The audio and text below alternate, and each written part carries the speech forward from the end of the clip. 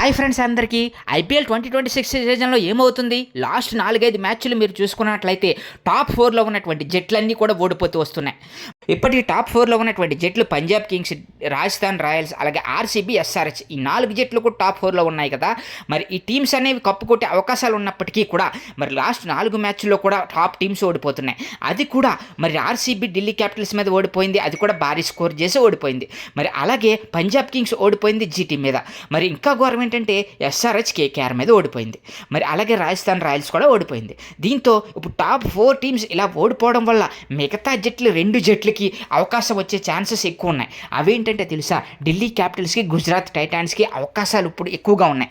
ఆ 2 జట్లు కనుక ఈ జట్ల మీద గెలిస్తే ఒక 2 జట్లకి టాప్ 4లో ఉన్న 2 జట్లు డేంజర్ అవకాశాలు అయితే కనిపిస్తూ ఉన్నాయన్నమాట.